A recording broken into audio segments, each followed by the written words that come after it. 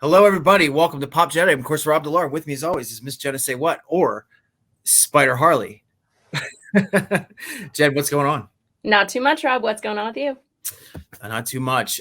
We are not going to have Top Jedi this week simply because everything that's newsworthy is spoilery. Everything that's out there this week, especially in the MCU. So if you are a fan of Hawkeye, if you are a fan of Doctor Strange, if you're a fan of Peter Parker, this is not the week for you. Stay the hell away from social media because there's so much incredible stuff out there. And I feel like I have all the powers of the universe because I know it all. I've seen all. But there's quite a lot out there as far as spoilers. So that's why we don't want to do that for Top Jedi this week. But we did want to have a conversation about a show that I absolutely fell in love with. Jenna, unfortunately, didn't get to see it yet, but she said she was actually going to watch it, even though, it's met its demise. But wanted to talk a little bit about the cancellation of Cowboy Bebop. I think that's an interesting topic. And more importantly, I think it's kind of important to talk about in regard to fandom, toxicity, and this is not a conversation to point any fingers, but, it tends to happen quite a bit, when somebody doesn't like something, they tend to attack, and that's kind of the situation we've been in and the situation that we're in now. So when it comes to Cowboy Bebop, if you guys aren't familiar, it was a Netflix show. It was actually, it was on, and I thought it did really well for the most part. People that I knew on social media, a lot of people were watching it, and haven't really heard any complaints, as far as the people that I know, but apparently, because it was a 90s, throwback anime that a lot of people were very passionate about, they just went into full attack mode, when it came to the rating system. And then, of course, just the actors themselves. It's uncalled for at that point. Like, come on, guys. Like, a kid was being bullied, like, so much hate was directed towards this, and I don't see why. Again, I haven't watched it just yet, but I don't get it. I don't understand why. Yeah, when it comes to a situation of, it's bad when it happens to adult actors, but when you're going after like a 12-year-old non-binary child who is just excited about just creating a character. And honestly, this is her first role. So, this is just kind of insane to me that, and it really put a bad taste in my mouth. Just, the fact that, we've come, not that fandom's like horrible or anything. I mean, obviously we wouldn't do the show if we didn't love fandom. This is why we do the show. We want to be passionate about, things we're happy about and excited about. But there also is the other side of the coin where somebody would actually, just verbally attack a 12-year-old girl for taking on a role. It's Rob, them. Oh yeah, that's right. I apologize. So, so the thing is, I was not a fan of the original Cowboy Bebop. I didn't know too much about it. In terms of, except for some characterizations of story and stuff like that, I didn't really know anything about it. I knew of course, the incredible, jazz score by Yoko Kanno, and I knew that kind of stuff, but I didn't know anything, story wise. So when I was watching it, I really loved, just its flair, and it was daring, and it was, it was weird, and it was kind of sexual, and it was, all these different things. It was violent, and it was funny, and just from a standpoint of not being a stan of this, of this material, I really quite enjoyed it. Unfortunately, I've been busy watching all the Spider-Man movies, which I have avoided spoilers for every single one of them. For how long has Toby been Spider-Man? Because it's been that long. 2002. So that's why I couldn't watch it, but I will get on it. So yeah, it's that's just something that I wanted to bring up really fast. I just think that the show as a whole was really appealing, and I thought the characters, the characters, that the actors portrayed, were really well fleshed out, and the actors themselves did really a wonderful job, I thought. And I'm going to miss it, honestly. it's kind of sad and disappointing when things like that happen. But again, we're not trying to attack our audience or anything like that. We just wanted to bring it up because that's something, that's a conversation that I think personally needs to be continuously opened, because it's problematic. This is people making pretend, and you know what I mean, like it's IP. I get it, people love it, whatever, they have tattoos of it on their walls or whatever, but it's just art. Like, why are we coming to this level? I don't know. I mean, I feel like we can talk about this all day long, because both you and I both don't understand why people are so like aggressive with that. I mean, it's unfortunately it's kind of one of those things that's just been taken down by the trolls. So it really sucks. Yeah. So I mean, again, that's all I wanted to say. I just wanted to say that that's pretty much been, when it comes to cancellation, that's like the big topic. You have people that were really upset that are actually like petitioning like the cancellation, which are quite a few. And, of course, the people that, were very loyal to the original and were just like, we're not going to let this happen. So I hope we see you at some point, Space Cowboys. I really love the show. And, I did an Instagram post about it, and I was just really happy that there was 2 actors that actually saw it, Mason Alexander Park, and my personal favorite from the show, Daniela Pineda, who played perfectly Faye Valentine, also saw it as well. So it was kind of heartbreaking, So goodbye, Cowboy Bebop. See you later, Space Cowboy. Yeah, for real. So with that, we are going to get to our topic, which of course, we are in a Spider-Man mania right now, of course, with the release of No Way Home this week. And in honor of No Way Home, we are actually going to talk about not only one Spider-Man or 2, but we're going to talk about the world of 3 Spideys, which of course is Tobey Maguire, Andrew Garfield, and Mr. Tom Holland, the man of the hour. Again, as I said before, we're not going to reveal anything because, I don't know how, I know there's a lot of people that are against spoilers and whatnot, but I am not one of those people. And I immediately went into, deep into the web, and I know all. Like, I feel like I have, like I said, the powers of the universe. I know everything about. That's why I sent you that text this morning. I was like, shut up, Rob, and just sent a bunch of bats just to hide it.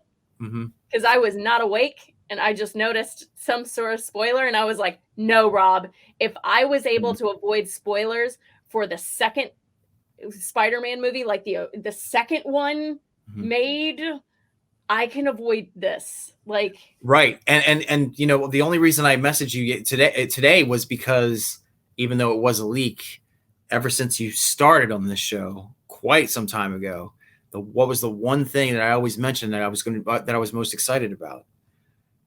Multiverse of Madness, right? So I saw the trailer for Multiverse of Madness.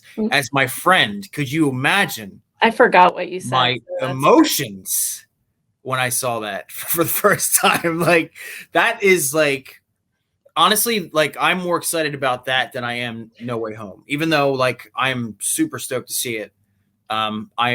That's my thing. Seeing those 2 together. If you see my room, there's a lot of Scarlet Witch and there's a lot of Doctor Strange, so I'm really, really super stoked about it. And the fact that I got to kind of see those 2 together, you already know they're going to team up. No, Rob, don't spoil this for me. I spent so much time watching all the Spider-Man movies. All right, listen. So basically, guys, I want to let you know as well. Please, understand that this is going to be a new format when it comes to the show. It's probably going to be a little more personable, and you're either going to like it or you're going to hate it. But either way, we're not editing the show. This is completely live the entire time. So this is the more human side of myself and Jenna in these episodes. It is a tightrope that we are scared of as well, because we're used to, well-produced, fine-oiled machines when it comes to episodes. But, we'll eventually do some live stuff. We'll eventually do some live episodes and stuff. So we want to be more interactive when it comes to you guys, not just watching the show, but actually being a part of it. So yeah, this is it. This is the new Pop Jedi, like large and in charge and live for the most part. So yeah, it's a little scary. So anyway, back to Spider-Man. Bear with us. We are going to talk about the three Spideys we said before. And I guess the first thing is, like you had said that you were actually going back and watching the, all the different, like variations. Recently. Yeah. Toby and Andrew and Tom. There we go. I did all the first names. Great. But yeah, I haven't actually seen any other than the first Toby's Spider-Man. I have not seen any of them. So I was like, I guess it's time. Like, yeah. Well, what's interesting is, just like, Michael Keaton's Batman, or, best way to put it is I'm old, right? Best way. Okay. So, like, just like Michael Keaton, was, my Batman, Tobey Maguire was my Spider-Man. Yeah. So I remember that fever, you know what I mean? Like, just like, Batman, it was just like, that was the first time we were seeing Spider-Man on the big screen, which was already exciting for me, being a horror fan and just already loving Sam Raimi, which was just like, oh my God, Sam Raimi's doing Spider-Man. This is absolutely perfect. Oh yeah. So I wanted to ask you, like going back into it was in 2002, by the way. That was the first Spider-Man with Tobey Maguire. Of course, directed by Sam Raimi and starring the wonderful Kirsten Dunst, who's also in a Jane Campion movie that I just saw recently on Netflix called Power of the Dog with Doctor Strange himself, Benedict Cumberbatch. That thing's going to be nominated for a ton of awards. She's absolutely phenomenal as an actress. Oh, I love her. Speaking of Kirsten Dunst, rest in peace, Anne Rice. Of course, Kirsten Dunst being part of the Interview family from the original film, directed by Neil Jordan.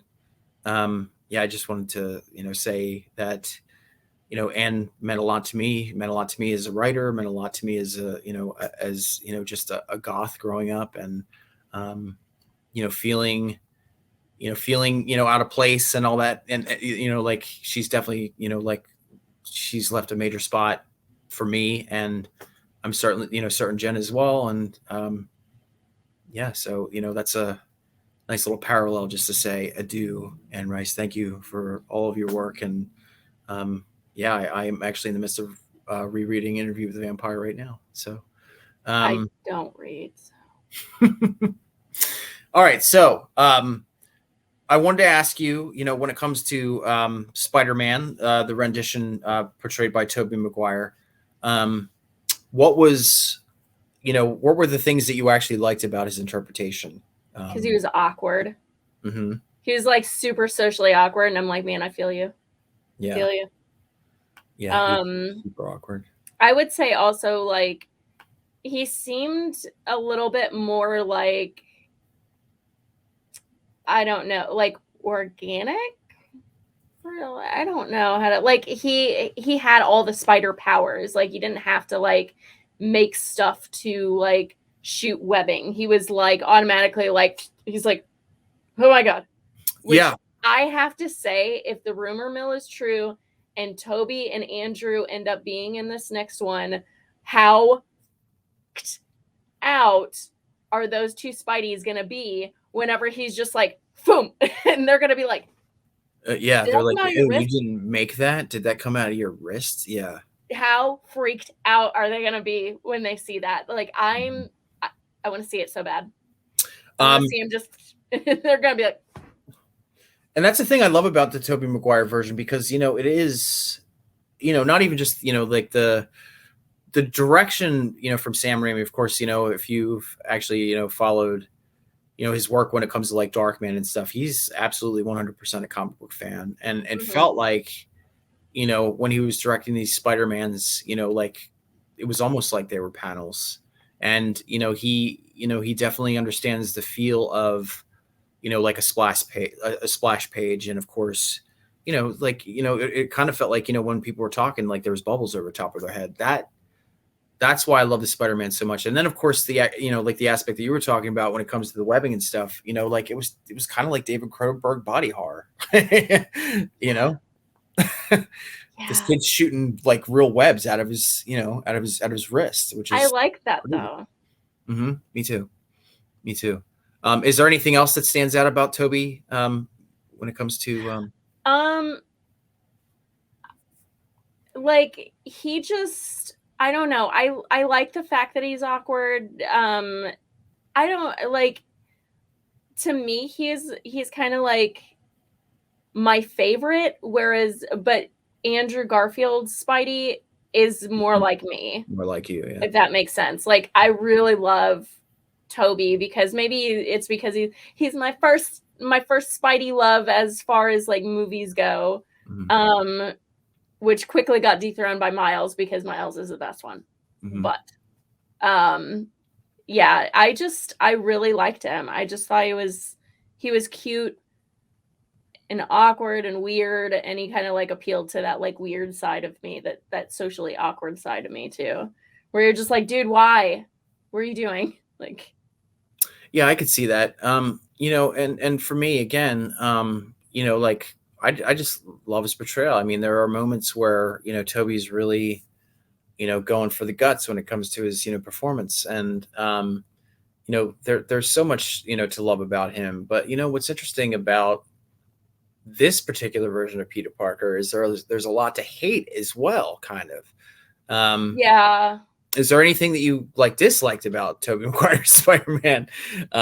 Because for me, I guess it was because just of course being sheltered, because he is like in that awkward phase of his life and all this kind of this other stuff. Yeah. Kind of an asshole.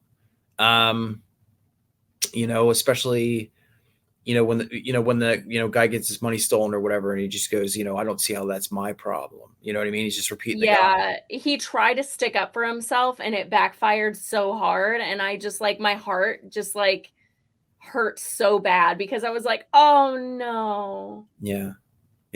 And like you can tell that he like held on to that pretty deeply because I was just like, oh my God, I'm the reason. This is because of me. Yeah, and he's kind of a creeper too, which I didn't really care for. Like, I felt like it was more of a creeper in like, what do you call it? In like the third one with with Venom. Mm-hmm. No, I'm just talking about like just his interaction, with Mary Jane and stuff, and yeah, you can just call it, like him just being like shy and weird around her or whatever, but he was kind of like, and that's love, I guess, but it has to be mentioned that I just kind of felt he was like a little.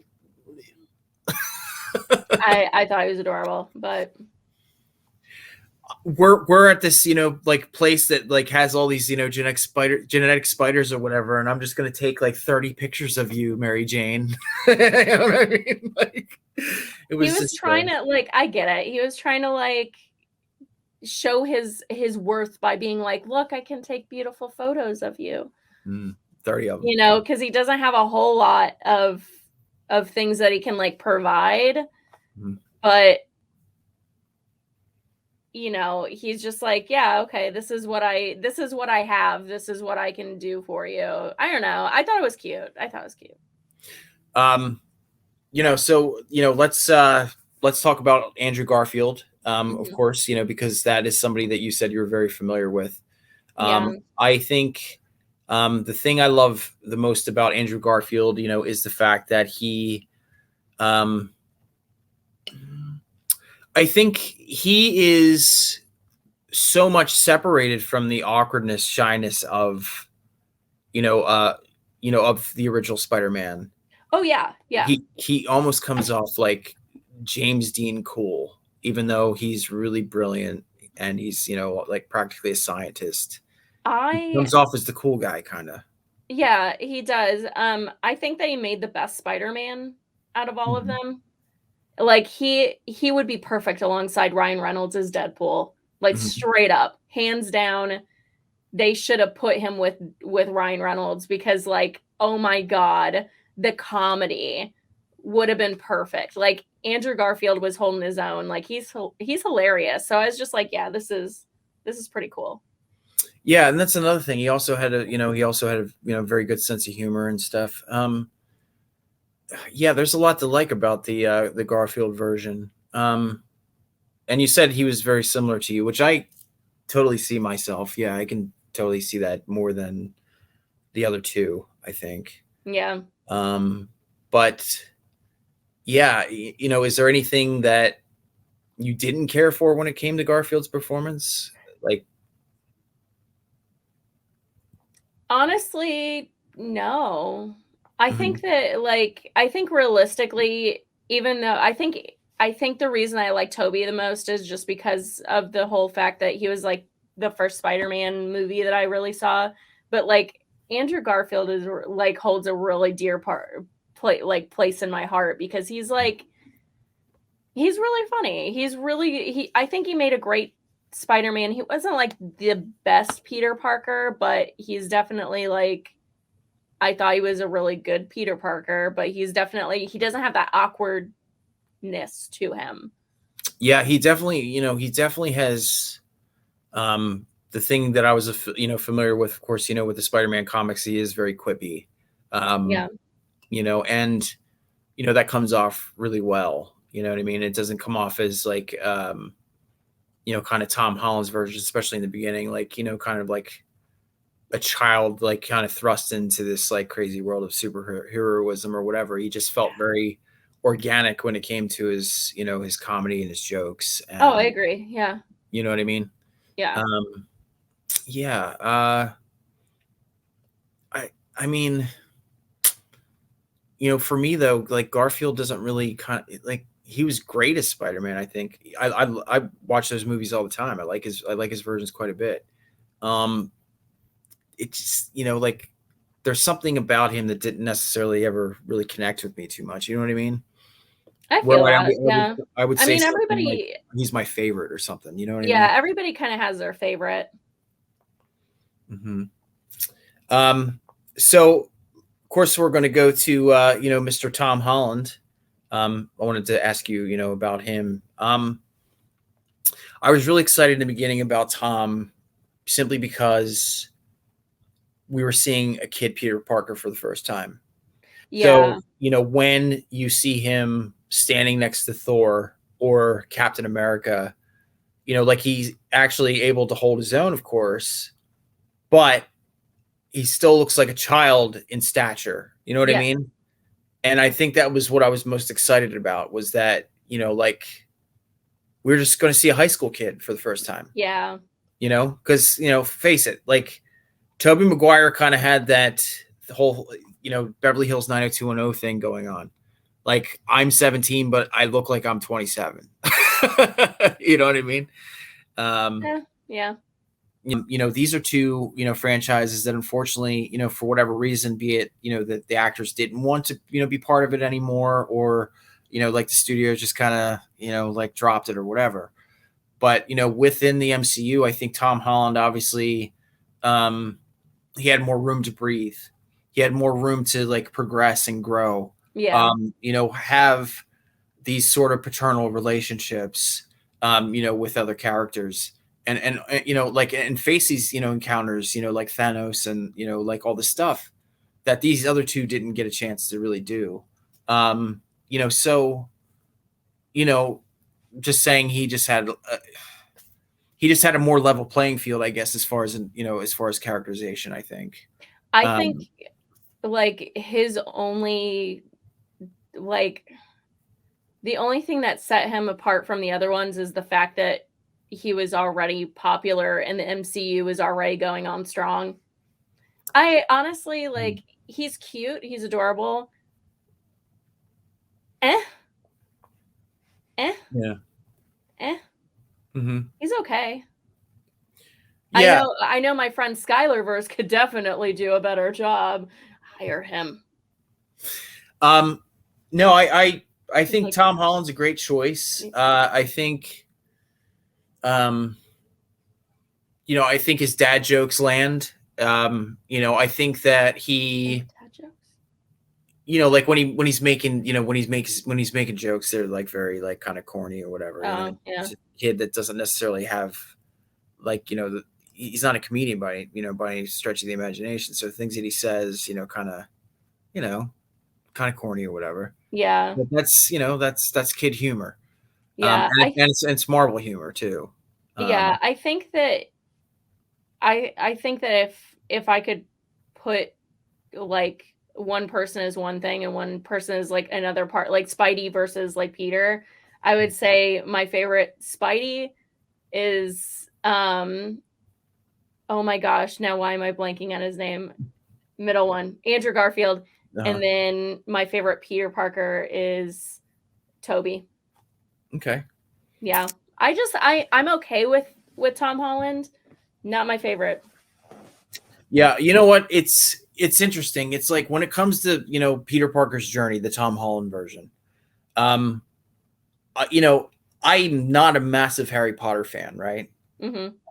But you know, like I could give two shits about the, you know, the movies where the little kids. I don't care.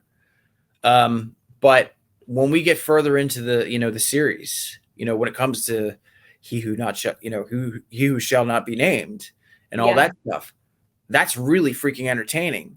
You know, seeing, you know, like Emma Watson and, you know, all these kids, you know, as adults and like, you know, facing these like really dark challenges. That's what I love about this Tom Holland is that, you know, he's faced some really horrific stuff. And if what I know about No Way Home is absolutely true, you know, that's only scratching the surface. You know, being pinned for murder and, you know, being snapped out of existence for 5 years, you know, losing the person who is, you know, technically, you know, like, I mean, he's just some kids, you know, he's just some kid, you know, who, you know, like didn't necessarily like, you know, he's got friends, you know, for the most part and all this stuff. But there was, you know, like even with the power that he had, I mean, that was something that was actually represented in Homecoming. He didn't necessarily have anybody that actually believed in him. And Tony was the only one that actually believed that he was special. There's something unique about him. You know, and losing somebody like that, you know, like is devastating, you know? So that's the journey that I love about Tom Holland is the, you know, is the later stuff that we see. Yeah, because I had just watched, that one, Far From Home. Hey, remembering things. But yeah, I finally watched Far From Home, and I was like, this is cool. This is neat. I'm okay with it. Yeah, you know, and yeah, you know, like the two, you know, the movies. Well, actually, No Way Home or Far From Home felt like, I don't know, like an old John Landis movie or something. Like Chris, you know, like I think it was, you know, supposed to be like a National Lampoon's for, you know, Spider-Man or whatever. And you know, that's it fine. was really funny seeing like, you know, Nick Fury and like, or as we thought, you know, Nick Fury, and seeing like all these characters come back in and just that interaction. And like, I love Happy. He's my favorite. He's my favorite. I love him. So I wanted to talk about, you know, the ladies of Spider-Man for a second. What did you think about Kirsten Dunst's Mary Jane Watson? Did you think she was effective? I thought so. Yeah, I liked her. I thought she was cute. Not my favorite Mary Jane. Okay. What were the things you actually liked about Kirsten Dunst? Her innocence. I feel like she's very sweet. She is that girl next door, which I think, like, she kind of has that, like that sweet, innocent girl next door kind of thing.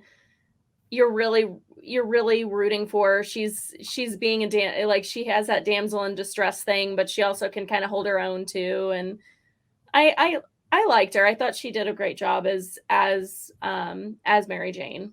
You know, I just I think I agree with you on the, on the girl next door thing. And she was the girl next door. But Yeah, she was literally a girl next door, but also, she was, getting screamed at for, not getting her dad a beer, or doing the dishes, and you know what I yeah. mean? Like, I mean, there's, yeah, I it's felt kinda, that pretty deeply because as a child of abuse, it like hit me pretty hard where I was like, oh my God. mhm.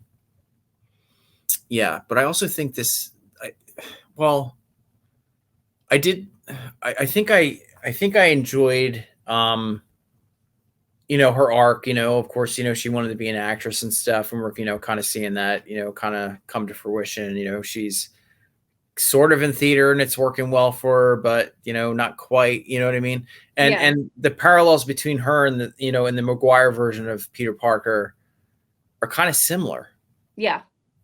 even though she's, like, she's, really, beautiful. And you're thinking like, oh, somebody like that should like, just have the world by the tail, like every single Yeah. second, like that's not the case with her. She was still, she was going through her own trials and tribulations when it comes to her career and whatnot. But, I mean, how many times can you save a character? I mean, yeah, she was technically a damsel in distress. Yeah. I mean, I mean, I think that they wrote her in that kind of way of like constantly needing to be saved. So you kind of Mhm. felt bad for her. Like, girl, how much trouble are you gonna get into? Yeah. Let's go to Andrew Garfield. Let me first say that I absolutely adore Emma Stone. Um, uh, what did you think of her portrayal of Gwen Stacy? Anything? I loved her. So angry how dirty they did her, and then you didn't make her a Spider Gwen. Yeah, How fucking dare you? How dare you? yeah, That was rude. That was just straight up rude. mhm. Yeah. Well, I mean, there's so much to unpack. When it comes to Gwen Stacy. The fact that she again is she's a beautiful blonde young woman, but she's also um, I think she carries herself better. She's highly intelligent, obviously. Yep. Has a brilliant mind. Just like Garfield's like rendition of Peter himself. Um, so again, we're also we're seeing these parallels between these different versions of like the hero and and the Yeah. lady, right? Like same thing with Kirsten Dunst and Toby and Emma and Andrew were very so it makes sense in all these films for the most part that they would connect and find some sort of love for each other, you know what I mean, because they are very Yeah. similar, you know what I mean. Yeah. But I do agree with you. But the thing is, with the whole Gwen Stacy thing, I mean, that was, that was something that happened in Silver Age comics that, people still talk about, like 50, some odd years, later. Yeah. The death of Gwen Stacy was like one of the most devastating things to happen in comics. And, around that time period, especially with the comics code and whatnot, you didn't really see that kind of stuff, occurring. So, seeing, like a love interest like that, like just, basically, die in front of the hero, that was just kind of, like unheard of at the time. So I can see why they did it in the movie. And I think, Yeah. that scene was just as devastating. Because, he did technically save her, that web did hit her, but, her head just happened to, crack this, the floor before he could actually pull her up. And that's Yeah. heartbreaking. um, but, again, like I mean, if we're going to pull all this stuff into the MCU and stuff, like I can see Emma Stone coming back. There's all these different, like I mean, Green Goblin's back. Hey, my yeah, boy. yeah, that's true. That's true. And and another thing too, and I just want to bring this up because this has nothing to do with Spider-Man, but we've got all these multiverses opening up, right? We can obviously like, well, apparently they pull these villains in to this, this new space before they die, right? Um, why can't they do that with Black Widow? I think they're going to do it. I No, think they're going to do it. I don't I know. don't think they are. No, I don't think she's fully dead. I don't think it. You know, maybe like another 4 years from now, they might do it. But I just, you know, like there's possibilities are endless. So I wanted to talk about Zendaya, her portrayal of MJ. Yep. Is she doing anything for you? Yeah, she's actually my favorite. Really? Yeah. It's because she's so like dark and like, I don't know. She appeals to my darker side where I'm just like, especially like her favorite flower is a black dahlia because of the murders, and I'm just like, oh, fellow murderino, yes, love her, excellent. Like it was just one of those things where I was like, I would totally hang out with this girl. Like she seems so cool. Yeah. Yeah, you know, like I mean, again, you know, she's just a high school kid, but she's yeah, she's definitely, you know, she's definitely more, you know, when I was in high school, she's definitely more like me than anybody else. Yeah. You know what I mean? So like, you know, that definitely that definitely connects, you know, with me, is her character. Yeah. I'm not really too keen on their relationship yet. You know what I mean? I'm here for it. No, I'm just saying, like, you know, I don't think it's really been explored yet. It just kind of feels, you know, it feels sudden. And even, you know, when it did happen, like in, you know, at the end of, you know, Far From Home, it's kind of felt like, yeah, sort of shoehorned in or whatever. But I'm hoping that, you know, with the, you know, the realistic fact that Tom Holland and Zendaya are together as a couple in life, that they'll, you know, like let them kind of build on that. You know what I mean? Wait, they're a couple in real life? Yeah. Wow. Mm-hmm. I don't pay attention at all. That's Yep. great. Yep. That means that I get to have surprises every day. Yeah, they're together as a couple. So I'm really hoping that, Aww.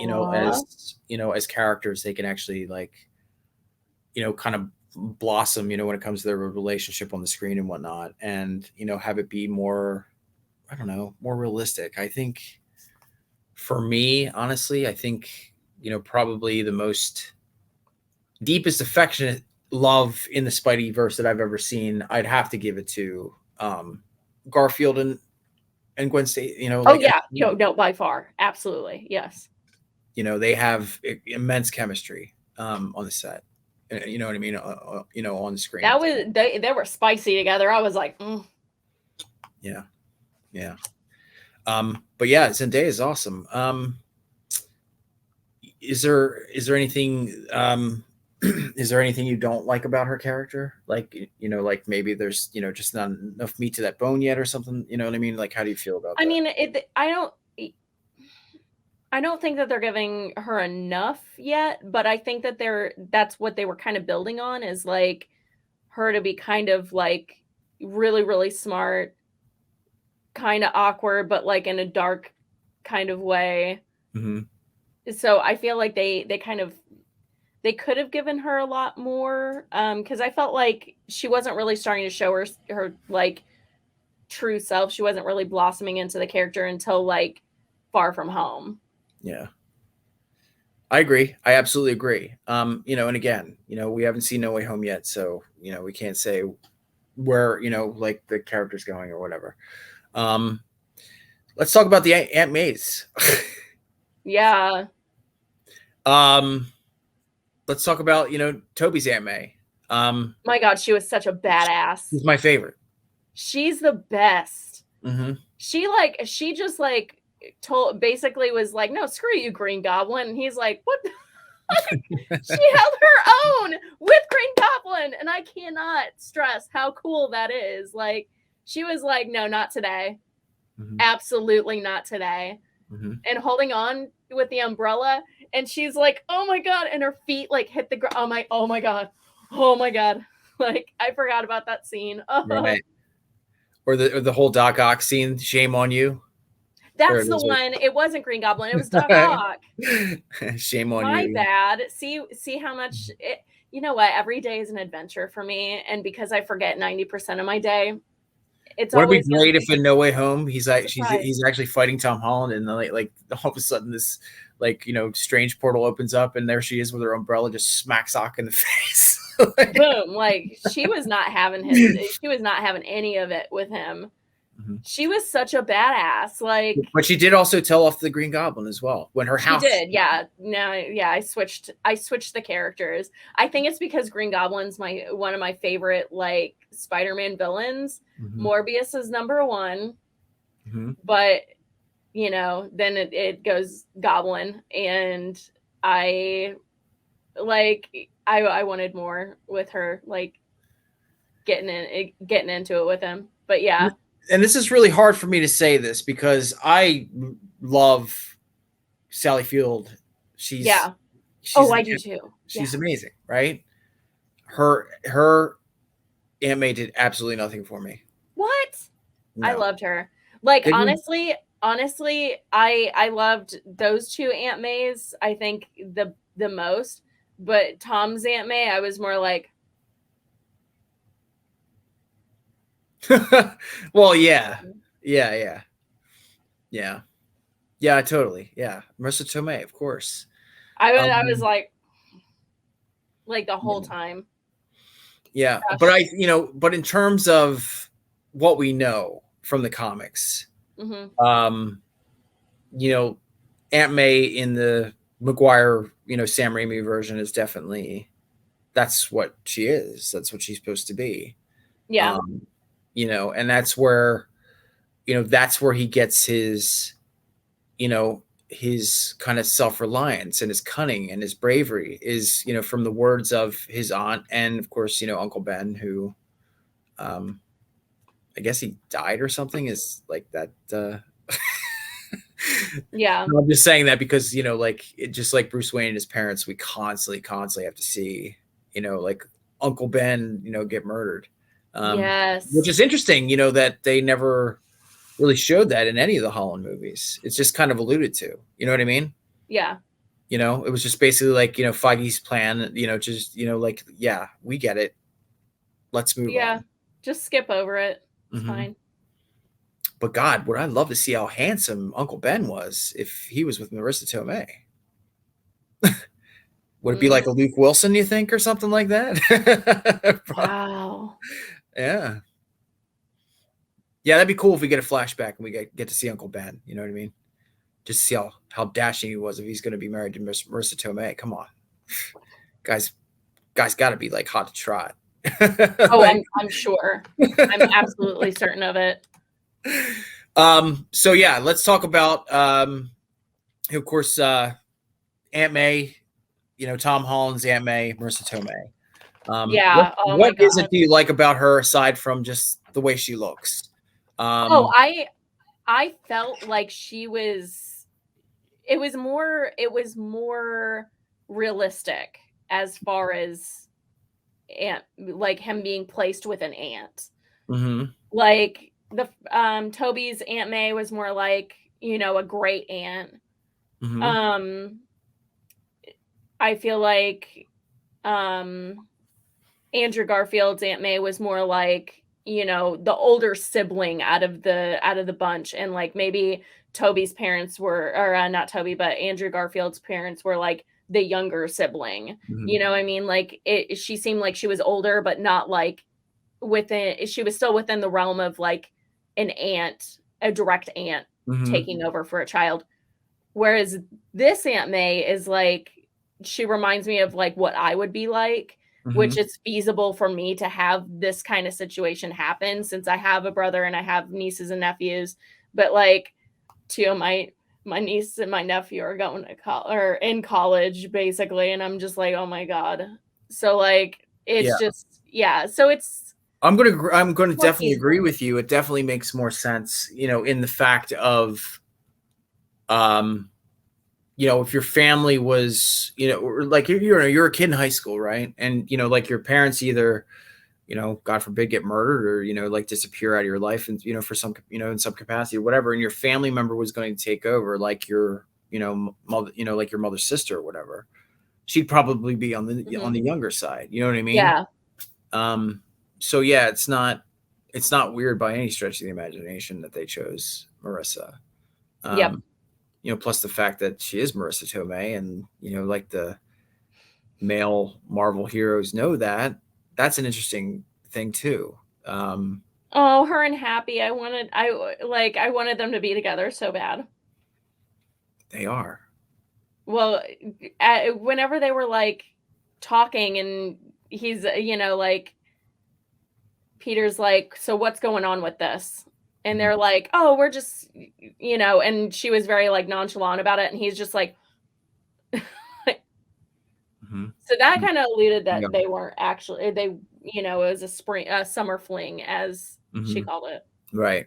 I think they totally are.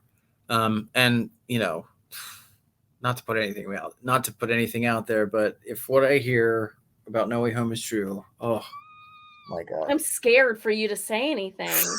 All right. So anyway, let's try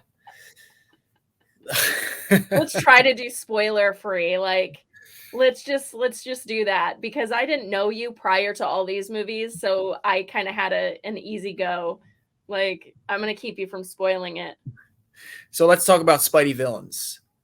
God, so many great ones, and so many great actors bringing like whatever to the table that makes their villain great. But for me, for my money, Willem Dafoe, Osborn, Green Goblin, still number one for me.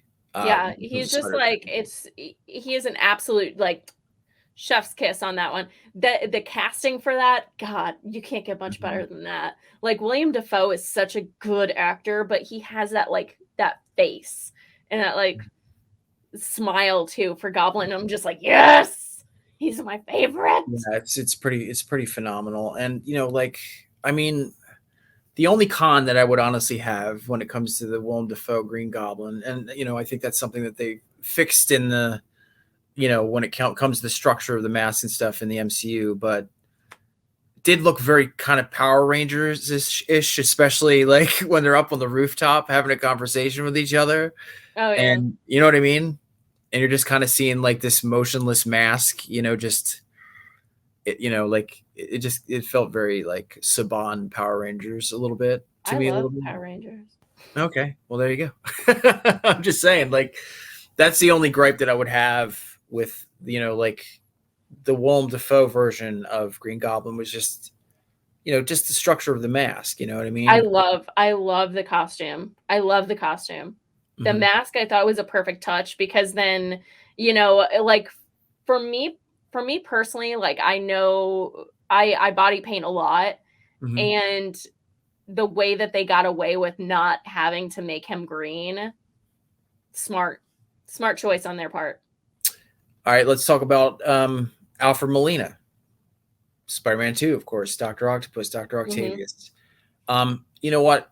I just have to say, when it comes to Alfred Molina, I'm just always so excited for for the fact that he just gets a role, because he's such a phenomenal but supremely underrated performer. Yeah. So the fact that he's, part of this, big, franchise or whatever, but the thing is, I just watched him again the other night in one of my favorite new modern movies of all time, which is Promising Young Woman. And he's literally he's on the screen for 5 minutes. Yeah. And it's one of the most powerful, compelling scenes I've seen in like the last 10 years, with him and Cassie, like, where he's just like a lawyer and he's just like, I know what I did. Forgive me, and she says, like, I forgive you. And, like, now sleep, because he hasn't slept in like, like probably half his life, because of the horrible stuff he did. But I'm just saying, like, Alfred Molina is such a wonderful performer. Oh, yeah. Yeah. He did such a great job as Doc Ock. I think that, like, I don't know who they could have cast that would make a better Doc Ock. He killed it. Absolutely. And he still looks great. Still looks fantastic, and in the costume and stuff, and like, and Defoe probably is in the same boat, when it comes to like costuming, back in the early 2000s to now. It's probably more, from the interviews I'm hearing, like, it's more comfortable and it's more effective, you know what I mean? And they don't have to go through like the pains that they used to go through like in the last films and stuff like that. So it's just it's amazing to see them like stepping into the new technology, because these guys haven't played these parts in like 20 years. It's incredible. They probably have a real soft spot for those characters, though. Mm-hmm. Well, Alfred Molina made a joke. It was actually a panel with the Spider-Man No Way Home villains. It was Willem Dafoe and him and Jamie Foxx. And, you know, like, I guess the journalists are from Brazil or something like that. So they were doing, you know, like a live feed. And, you know, they were going to each actor saying, you know, why did you want to come back to this role? What was the thing that made it, you know, like more, you know, so special to you, whatever. And then Alfred Molina was like, well, I just kind of did it for the money. And, you know, if it's true, more power. You know what I mean? Yeah. Like, we've been talking about him for, you know, quite well. We haven't talked about him in a while, but, you know, we did mention him on the show before on, you know, when it comes to, you know, when he was first announced, you know, being Dr. Octopus or whatever. Yeah. He was just like, you know, even then was like, listen, I'm 70 years old. What are they going to do? Fire me? I don't care. You know what I mean? Like, yep. They don't care. You know, why am I going to like leave all this stuff to the imagination? I'm just going to let people know. Yeah, I'm in this movie. I don't care. I don't care who knows. Yep. So let's go to Sandman's coming back from Spider-Man 3. I didn't know this is how well I avoid spoilers. I had no idea he was in any of the movies. Mm-hmm. None. No idea. Mm-hmm. Totally didn't know. Like, I thought his was so tragic. His whole storyline was so tragic, but like, he's not a bad guy. He just wants to like save his child. Like, who could fault him for that? You know? Yeah, that's true. That's very true. You know, and you know, I mean, I just kind of always thought Sandman was he's just kind of a whack villain. I liked him. I think I'd like whenever I realized, like, once I saw his outfit, I was like, I've seen this cosplay. Where have I seen this cosplay? What is it? Mm-hmm. Sandman? Mm-hmm. Okay, there's sand involved. So this has got to be a weird character. And I ended up really liking him. Yeah. And so I do want to say in passing, because, you know, there's not a lot of people that say really kind stuff about it, but through the years, you know, just like other things, I have gone back and I have re-examined Spider-Man 3. Mm-hmm. Very problematic, but I kind of like it. And it makes sense now. Like, even the stuff that we've memed and joked about, you know, with Tobey Maguire, you know, like acting all sexy and stuff because of the Venom symbiote and whatnot, it all kind of makes sense. Yeah. You know what I mean? Yeah. Like that the Venom, you know, would bring out his inner douchebag. Like, oh yeah, no, that made total sense to me. Like, mm-hmm. I was like, oh yeah. Yeah, I get it. Yeah. So I re-examined it, and I do have to say that Spider-Man 3 is actually a better movie than people make it out to be. So go back and watch it. See for yourselves. Yeah. Now we go to The Lizard is coming back. Is he? Mm-hmm. Okay. Any feelings on The Lizard from the Andrew Garfield movies? I'm going to be real with you. This is the way my brain works. Like, that ADHD brain is real. I legit was like, what lizard? Mm-hmm. And then he showed the picture. I was like, oh, yeah, forgettable. Pass. That's kind of how the character was, though. It was very forgettable. Pass. When he was in human form, he was more compelling than he was the CG lizard, right? Yes. Because there was, you know, again, you know, just kind of like Tony and you know, Tom Holland, there was kind of like this patriarchal connection between Garfield and, you know what I mean? Like, it just that story was more interesting than, you know, him like, I'm the lizard. Yeah. I mean, I understand, like, I mean, I felt like he was kind of a sad character because, like, but he was kind of sad on the terms of, like, I can understand why he would want to, like, go through all of this and mm-hmm. put himself through that torture. Mm-hmm. Because, like, I can't even imagine losing a limb. Like, I can't even imagine. And I don't ever want that to ever happen because I don't know how I deal. So like anybody that's disabled like that, I'm just always like, I know that you kind of just have to do it. But like, I think I would be like him where I'd be like, You would I'm do gonna get something this arm about back. it. Yeah. I'd be like, if it kills me, I don't care. I'm gonna do it. Like, it's just, I get it. But I'm also kind of vain, so I guess like chalk it up to that. We'll just chalk it up to that. Jamie Foxx as I liked Electro. him. He was terrifying. You know what? This was a time, where, I mean, there's movies that I've loved that have done it too. But Selena Kyle in Batman Returns, Jim Carrey in Batman Forever, right? Jamie Foxx in this, Spider-Man 2, Amazing Spider-Man 2. There was this thing where it was like, I'm the dorky person. I don't have any friends. You know what I mean? Like people were very uncomfortable around me. That kind of thing. You know what I mean? Like, yeah. And there's, like obviously like there was a jealousy thing attached to these characters. And that's like sort of the box that Jamie's, like his portrayal was put in, I guess. You know what I mean? Yeah. Like just a familiar box, Yeah, yeah, I can see that. But I still thought he was really cool, like especially once he became was Electro? Is it? Electro, yeah. Yeah. Once he became Electro, like that was terrifying. Like the let me stop your heart, then restart it. I was like, oh no. Like that is terrifying. Yeah. That's terrifying. Yeah. Like the second I saw that he had electricity, I'd be like, dude, I will tell you everything you need to know. No need to torture me. No need to kill me. I'll lead you in there. It's cool. It's cool. Like, yeah. I'm you know what? I mean, again, like most, these movies have their issues or whatever, but I don't understand why Amazing Spider-Man 2 is on this chopping block of just this movie's garbage. You know what I mean? I think there was a lot to that movie, honestly. yeah. Jamie Foxx, like, yeah, I mean, when he's Electro, did he look a little weird? Was, the CG kind of weird? Yeah, absolutely.